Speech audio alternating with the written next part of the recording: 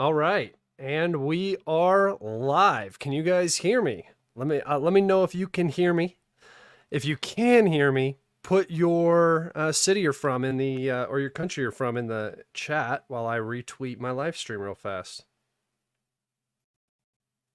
La, la, la. Can you guys hear me? Hello, hello, hello, hello, hello. There we go. From the summit of Mount Everest. He's at base camp. He's about to go up. We got Atlanta, Germany. Welcome in, welcome in. I'm just going to let everybody sort of file in. I know it's a little bit of a later stream today. I had some stuff going on earlier, so I was running around doing some stuff. All right, good. Does it sound okay? Is it a little loud? How does it sound? I got to do some checks because it's hard to tell sometimes. If it's too quiet, let me know. I can turn it up. If it's too loud, let me know. I can turn it down. Talk to me, boys. Michigan. Nice. What's up, guys? Sounds good. Awesome. Awesome. Awesome. Well, I got this new mic, so I hope you guys enjoy this new mic. I'm going to figure out what I'm going to do with it. I don't know if I want it up here. I might bring it down and have it down here or something like that. But yeah. All right, cool. So it sounds good. I'll just turn it up one little bit like that, maybe.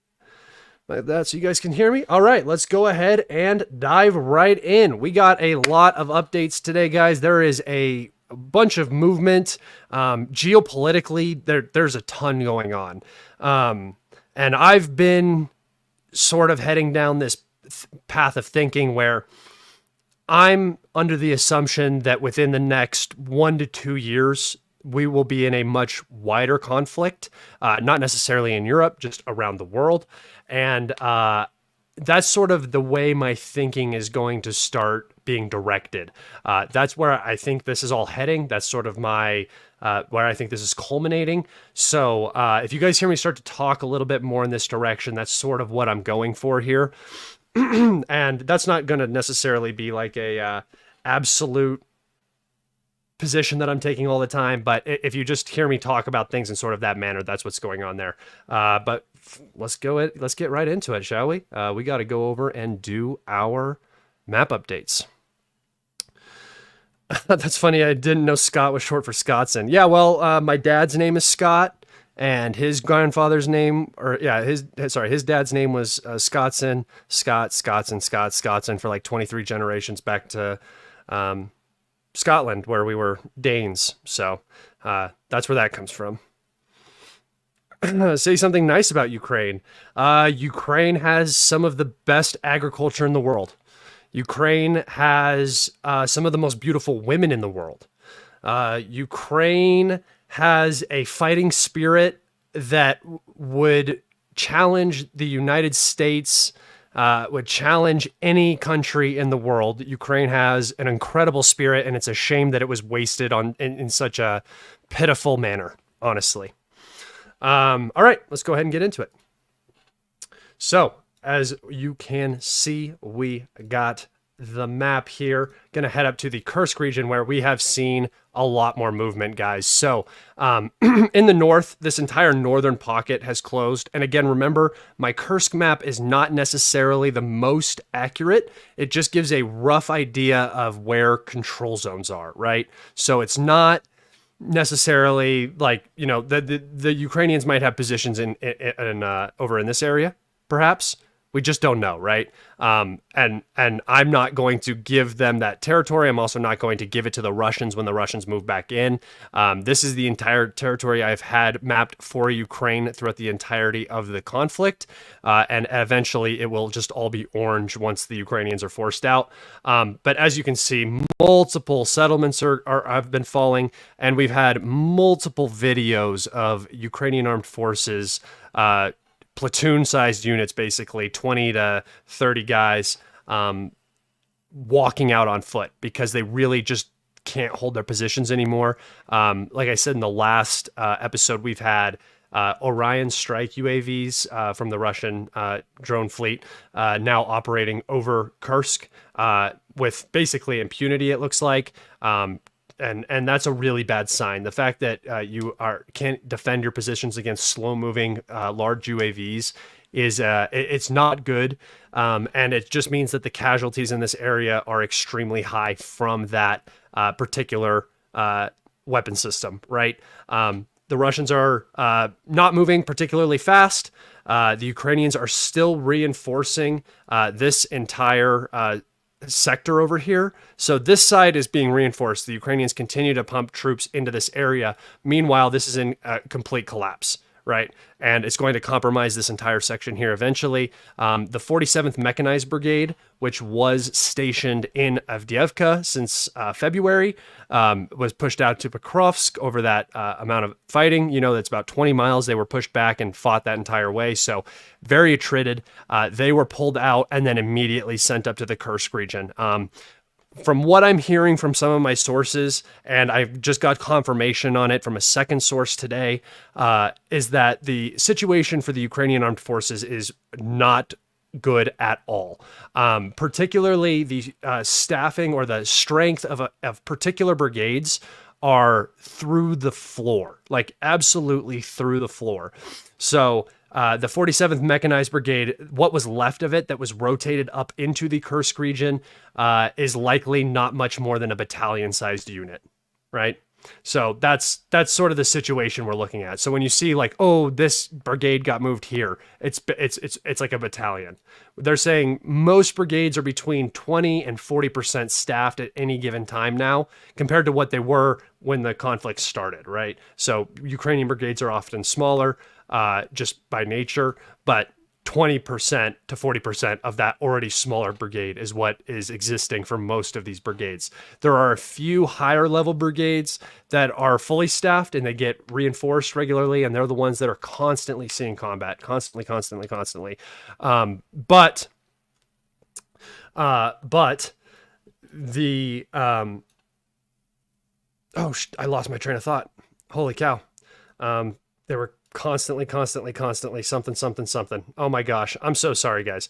Anyway, Kursk region is not turning out the way the Ukrainians wanted it. Zelensky's still talking about how Kursk is successful, and how this shows that they can beat the Russian army.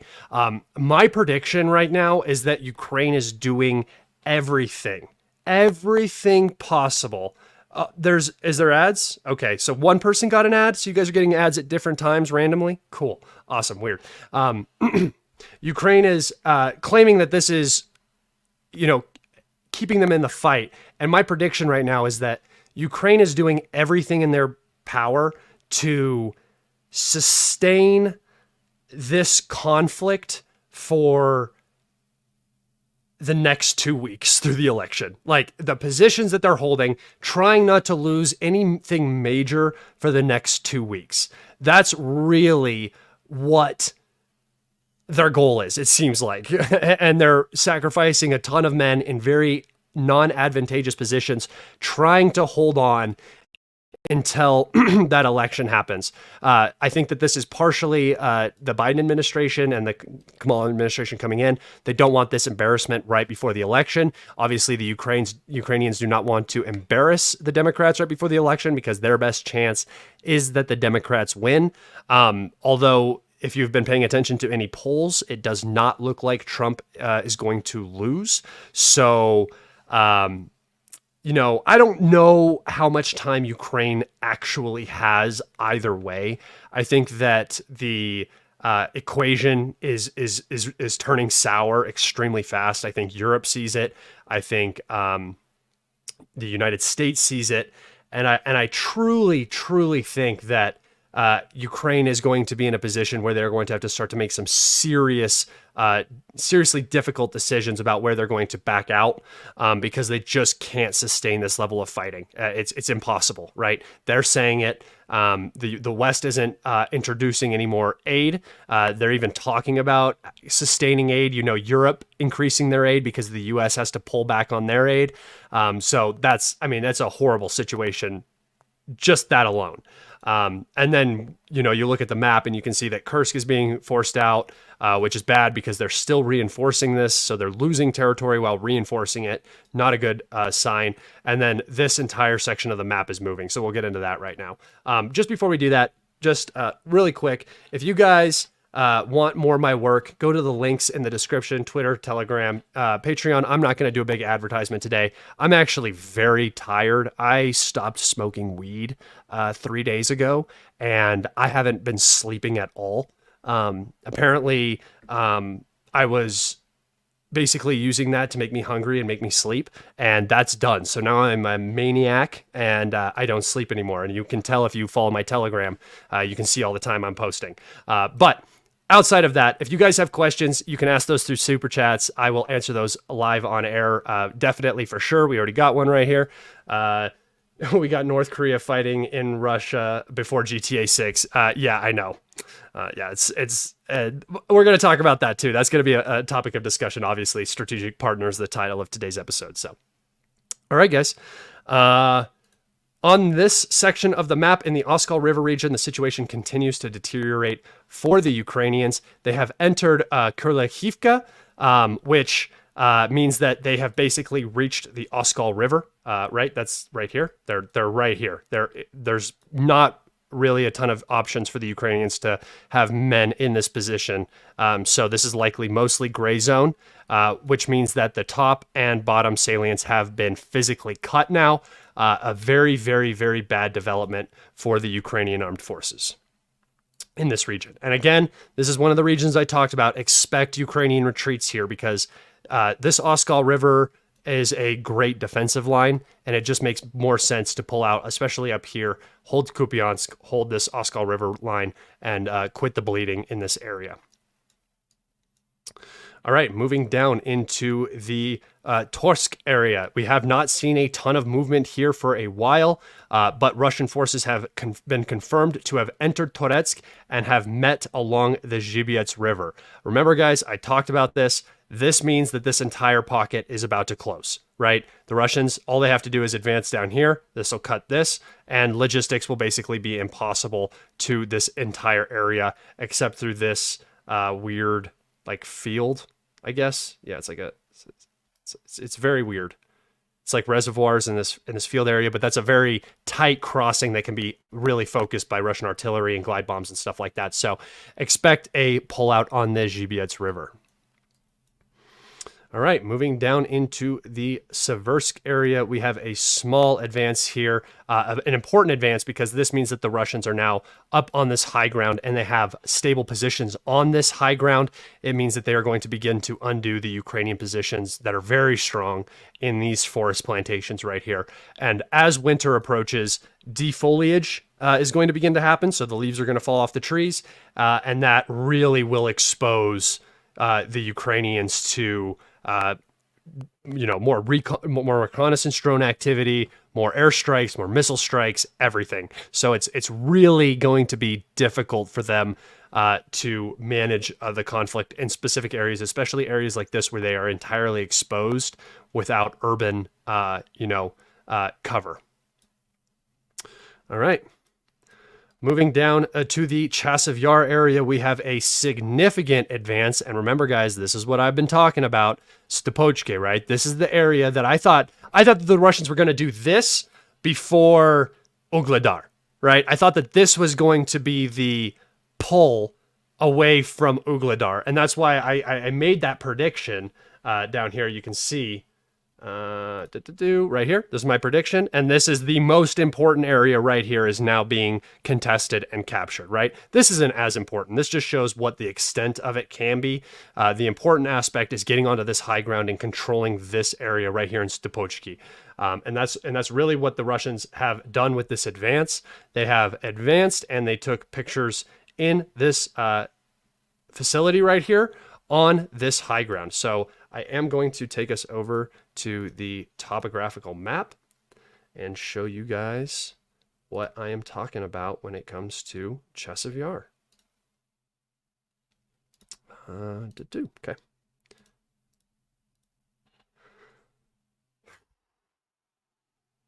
I'm beat, guys. I'm dead. I'm so tired. My brain is working so slow. So stick with me.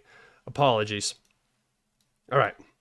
So here is that high ground right here. This is where they have crossed.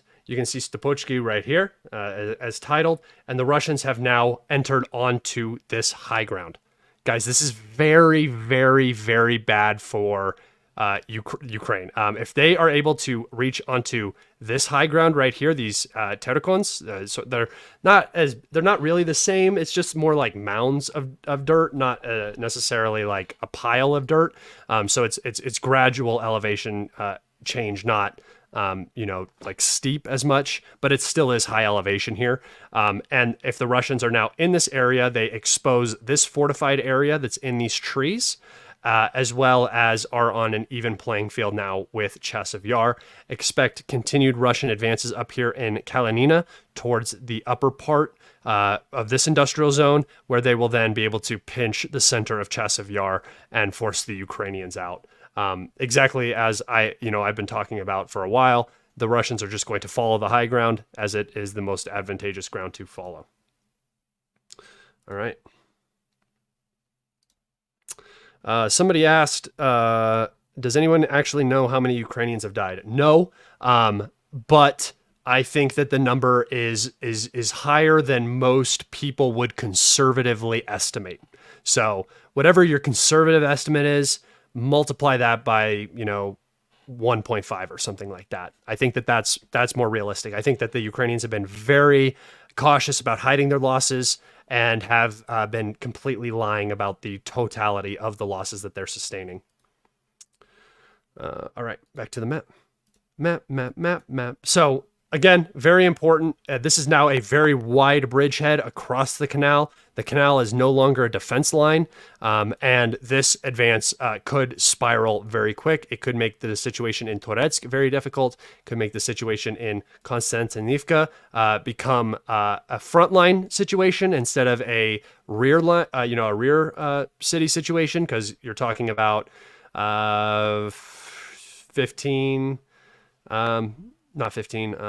kilometers or so. So not within necessarily FPV range, but definitely with an artillery range and glide bomb range. If you advance along this road and then get into FPV range, it's going to make logistics through this crossroads impossible.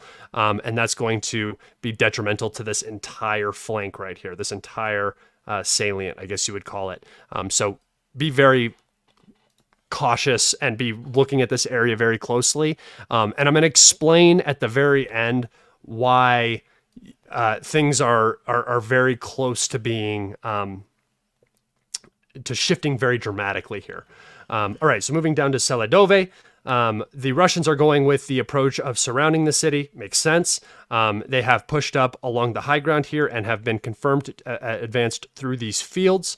It is also reported that the Russians have crossed the railroad here and are occupying this forest plantation, which means that this logistics route into Seladove is likely compromised now, leaving only the road, the E50 from Pokrovsk down into Seladove, and you can see that the Russians are already within 3 kilometers of that road. So the situation is very difficult for the Ukrainians in Seladove. We are looking at another encirclement developing, and that is not going to be particularly good for them. Oop, I knocked my light over. Oops, sorry guys.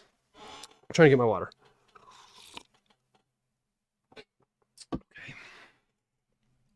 Okay. Moving down just south of Seladove into the Hinky pocket, we still have not seen a ton of movement from this area. The Ukrainians are holding this very, very desperately. We've seen this facility basically be leveled by glide bombs, so this no longer exists. Sort of what I was talking about was a key to this area was capturing this facility. That's gone now. So the Russians are trying to move through this area, but this is where the Ukrainians have to hold, right? This is like the most important part of this front right now, because if this collapses, Kharkov is going to fall, the whole situation is going to deteriorate, and then there's nothing back behind this, right? So the Ukrainians are trying to hold this desperately. These are the last remaining solid fortifications in the region. This one here, these ones down here. There's a couple lines that run through these fortifications and stuff. So this area is really the last major bastion down here that the Ukrainians are trying to hold on to. And as we can see, we have a very large update down here. The rest of this sort of peninsula right here, connected to Ostrovsky, has been captured, as well as the remaining portion of Maximiliavyanka. So that is the situation at hand. This advance down through these fields are also extremely important because now the Russians have access to this road, which they will begin to utilize for further attacks on Kharkov. And that once Kharkov is becoming extremely threatened, as soon as the Russians enter into these fortifications, and this road becomes unusable, logistics to this entire area becomes nearly impossible. The muddy season is approaching, so it's going to be even more difficult to hold this. And I really just don't see how they're going to make this work. I don't see it. So we are on the precipice of seeing some major calamities for the Ukrainian armed forces. These are already calamities. Like this advance right here was since my last live stream, which was like on Tuesday or something like that. Has 17 square miles have been captured in this area where, I mean, this is Marinka, right? This is where you see no movement for forever. And now you're seeing this giant chunk being captured. And then this giant chunk is going to be captured. And then this giant chunk is going to be captured. And then the Russians are going to push into Kharkov. And then this entire salient is going to collapse. And then the line is going to be back here. But there's nothing back here to really defend. And that's when the Ukrainians are going to get into the issues, right? Something that we've seen in the Kursk region is that if the Russians are able to break through like 5 kilometers, which they have done multiple times, they overrun Ukrainian UAV crews. And once those UAV crews are overrun, there is basically no defense. That what is keeping the Ukrainian line together right now is FPV drones, right? It's not artillery. It's meat in trenches and FPV drones. So the FPVs are working very hard in this region. I'm dying, guys. I'm literally dying right now. This is crazy. I'm fading so fast. I might have to just wrap this up. I'm very sorry. I don't know what's going on with me right now. But that's it for the updates today. So I'm going to go talk about everything else very quickly. So over here in Korea, we've had reports from Ukrainian intelligence and South Korean newspaper basically reporting that North Korean units have entered into Russia and are preparing to engage in combat in the SMO zone. That is a pretty big claim, right? That's a major claim. Oh my God. Okay, guys, I'm going to wrap this up. I'm so sorry. I'm going to do a live stream tomorrow. I'll make it all up to you. I'm going to talk about all of this tomorrow in that live stream. I'm literally dying. I feel like I'm going to throw up. So I'm going to wrap this up here. I'm very, very, very, very sorry, guys. Please tune in tomorrow for my live stream. I'll do it at like 2 or something. I am dying right now. Holy crap. I am so sorry, guys. Take care. Have an amazing day. I'm going to go maybe throw up right now. That's literally how I feel. Be safe, and I'll be back in a little bit, or tomorrow. Man.